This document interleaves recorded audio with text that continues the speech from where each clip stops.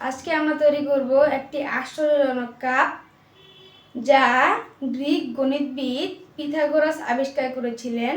এই কাপটার মাঝখানে নির্দিষ্ট পরিমাণের বেশি তরল ঢালা হলে সব তরলগুলো নিচের ফুটা অংশ দিয়ে পড়ে যাবে। তো চলুন এটা আপনাদেরকে বানানো দেখাই। তো এই যে দেখতে পারতেছেন, আমি আগে থাকতে জিনিসটাকে বানিয়ে রাখছি। তো এই জিনিসটাকে বলা হইতেছে পিথাগোরাসের কাপ।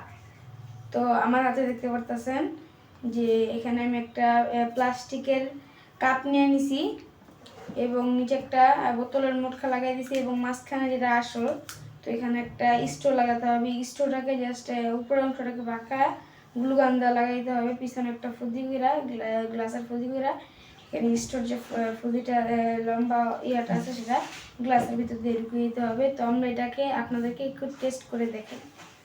তো এখানে আমি একটা বাটি নিলাম, তারপর এখানে একটা গ্লাস নিলাম, গ্লাসে পানি ভর্তি। তো এখন আমি এই পিথাগোরাসের কাপটার ভিতরে আমি পানি দিলাম।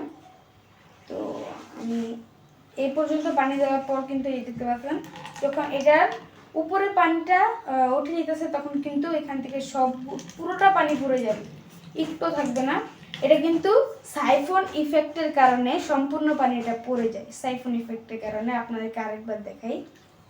এখানে আমি এত দিলাম, পড়তেছে না, এত পানি দিলাম, পড়তেছে না। যদি এটা বেশি দিয়ে ফেলাই এই দিলাম, তো এখান থেকে সব পড়ে যেতেছে। কিসের কারণে?